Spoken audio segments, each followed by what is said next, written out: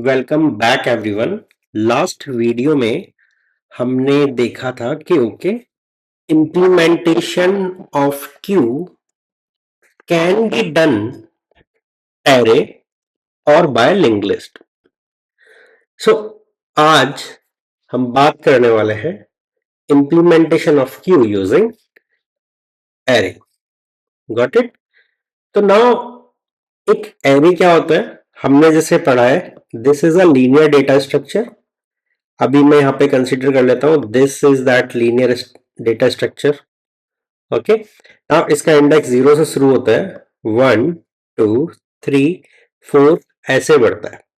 Okay, that means ये जो array है इसका जो साइज है दैट इज 5। ओके, अब मुझे इस एरे के थ्रू एक क्यू को इंप्लीमेंट करना है। मैंने आपको लास्ट वीडियो में क्या बताया था कि क्यू में क्या होता है, फर्स्ट इन, आप पहले जिस एलिमेंट को अंदर डाल रहे हो उसी एलिमेंट को आप बाहर निकालोगे, first in first out. Okay, now अगर आप इतना समझ गए तो अगर मेरे पास में एक एरे है of given size which is for now 5, तो इस एरे को अगर मैं एक क्यू में रिप्रेजेंट करूं तो जैसे ये एरे एम्प्टी है, अगर मैं इसको क्यू में रिप्रेजेंट करता हूं तो मेरा क्यू भी एम्प्टी होगा। Okay, that means empty list और empty array represents empty queue. Got it? Empty array represents empty Q.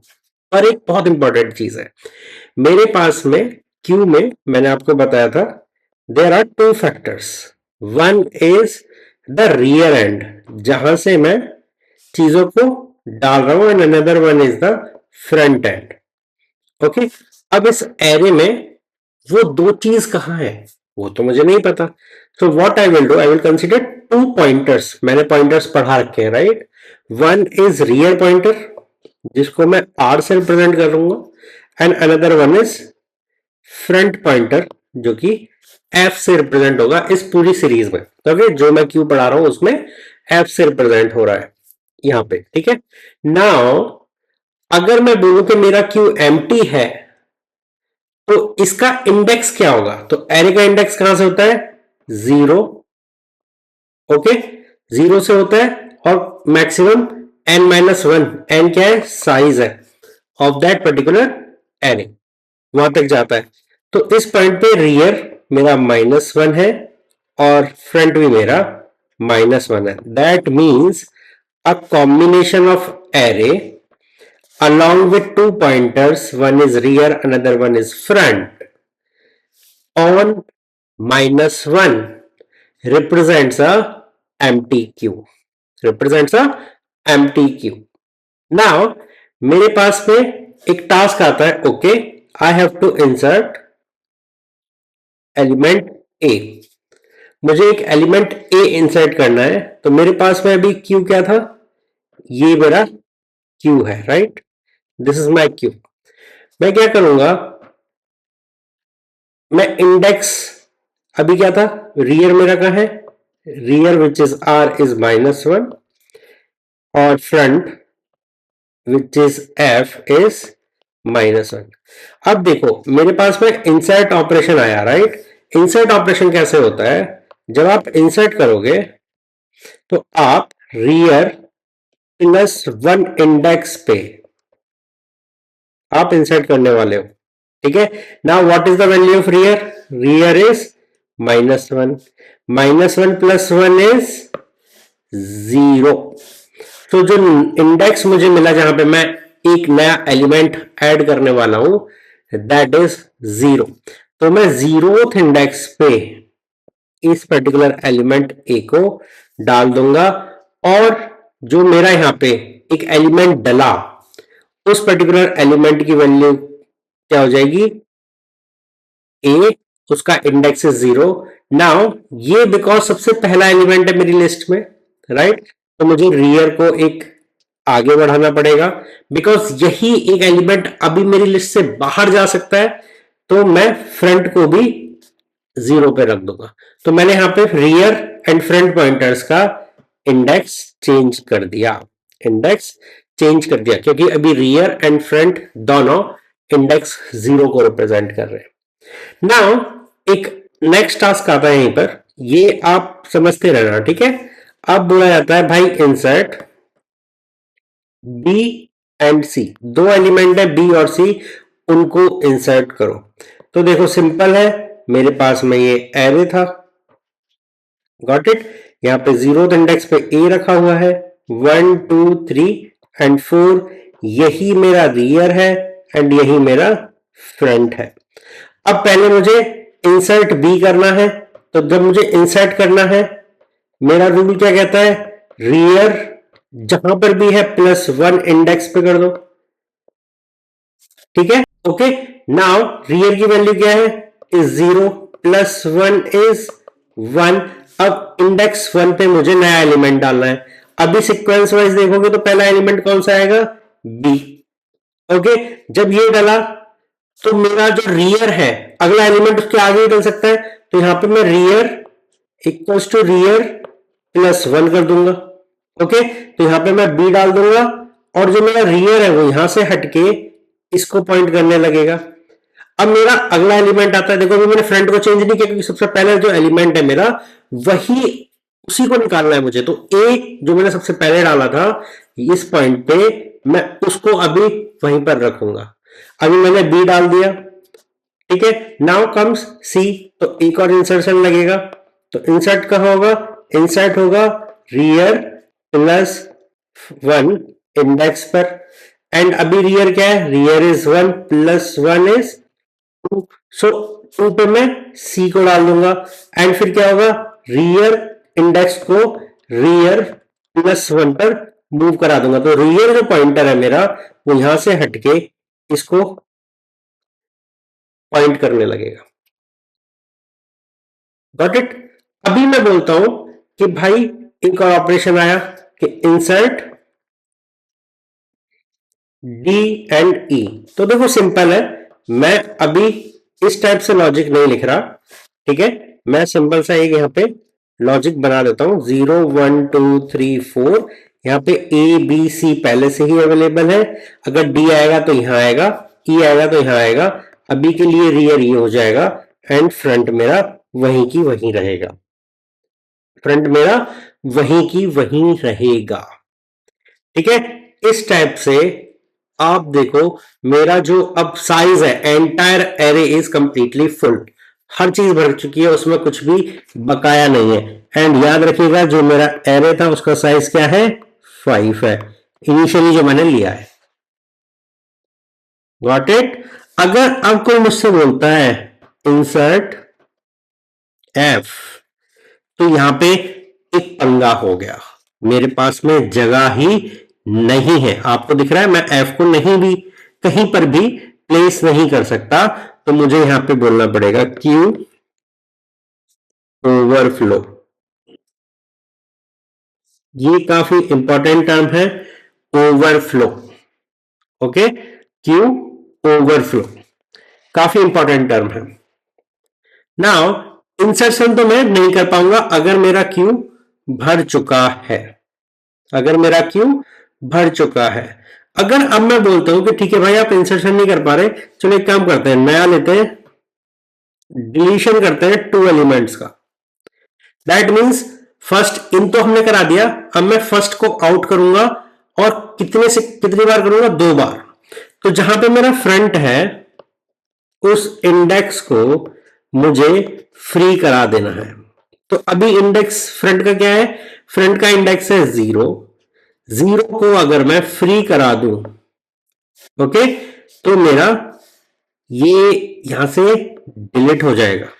Now second step में क्या करना है, मुझे करना है कि फ्रंट को, जहां पे पहले फ्रंट पॉइंट कर रहा था, फ्रंट को आगे बढ़ा देना है। नाउ जो फ्रंट पहले यहां मूव पॉइंट कर रहा था 0 पे, अब वो 1 पे मूव हो जाएगा। ओके, जो 0 था वो 1 पे मूव हो गया, गॉट इट।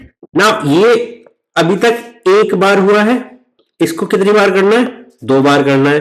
तो ये बी डिलीट होगा, एंड फ्रंट मेरा मूव हो जाएगा ऊपर। Got it. तो इस पर्टिकुलर टाइम पे मेरा जो रियर है उसका इंडेक्स है 4 एंड फ्रंट है उसका इंडेक्स है 2। Got it. एंड मेरी जो क्यू है वो किस टाइप से दिख रही होगी, वो इस टाइप से दिख रही होगी। यहाँ पे 2 है, ये मेरा 3 है, ये 4 है, ये फ्रंट है, ये रियर है एंड यहाँ पे मेरे एलिमेंट पड़े हैं सी डी एंड ई। ये मेरी पर्टिकुलर अभी क्यू है, इस टाइप से दिख रही होगी। ओके, इसी टाइप से दिख रही होगी। अगर अब कोई मुझे बोलता है कि भाई आप ना इंसर्ट करो एक एलिमेंट, इंसर्ट करो एक एलिमेंट जी, अब क्या होगा? तो देखो इसके ना दो चीजें हैं। ये जो अभी क्यूब पड़ी है मेरे पास में, यहीं पे समझना कि भाई क्या गेम खेला जा रहा है। तो अगर मुझे कोई बोलता है एक एलिमेंट जी इंसर्ट कर दो, और मैंने रूल लगा रखा है कि मैं जो रियर है उस पॉइंटर के +1 पर ही, रियर +1 पर ही इंसर्ट कर सकता हूं। ओके, तो इस पॉइंट ऑफ टाइम पे ये मेरा क्यू ओवरफ्लो का एरर देगा। इसका एरर देगा क्यू ओवरफ्लो का। ठीक है, एंड इस टाइप की चीजों को हम एक पंगा समझते हैं। क्यों? क्योंकि देखो मेरे पास में जगह अभी खाली है, क्यू में मेरे पास में जगह खाली है, लेकिन बिकॉज मैंने कैसा कह रखा है कि मैं रियर +1 पे ही डालूंगा, तो रियर इज 4 +1 इज 5, तो ये तो इंडेक्स है ही नहीं मेरे पास में अवेलेबल। जब ये इंडेक्स है ही नहीं तो मैं नया एलिमेंट डालूंगा कहां, रखूंगा कहां? नाउ ये दिक्कत जो है ये रेज हो जाती है इस पर्टिकुलर कंडीशन में, जब हम बोलते हैं कि रियर को हम हमेशा रियर +1 पे रखेंगे। एंड ये कब बोलते हैं? ये हम बोलते हैं लीनियर क्यू के टाइम पे। लीनियर क्यू के टाइम पे काफी इंपॉर्टेंट टर्म है लीनियर क्यू, याद रखिएगा, मैंने 5 स्टार दिए हैं। नाउ अगर ये दिक्कत है तो इसका सॉल्यूशन बताओ भाई। जी है, बिल्कुल सॉल्यूशन भी है कि हम दोबारा से क्यू को 0 से स्टार्ट ले जाए। ओके, दोबारा से हम 0 पे डालना शुरू कर दे, जगह है तो दोबारा से 0 पे शुरू कर दो। देन ये जो सॉल्यूशन है, ये जो प्रॉब्लम मैंने बताई आपको लीनियर क्यू में जो है, उसको जो सॉल्व कर रहा है, this is circular queue. Circular queue क्या है? ये सर्कुलर क्यू। एंड अगर सर्कुलर क्यू है तो इंसर्शन मेरा सक्सेस हो जाएगा एंड वैल्यू मेरी यहां पर पड़ जाएगी। ओके, ना अब इसमें देखो लीनियर लीनियर क्यू जो,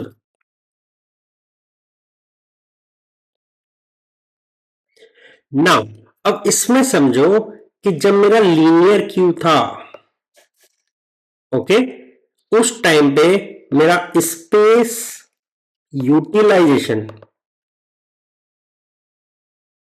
बहुत ही पुअर था, डाउनग्रेडेड था। ओके, एंड सर्कुलर के केस में वो मैंने इंप्रूव कर दिया, वो मैंने इंप्रूव कर दिया। Got it.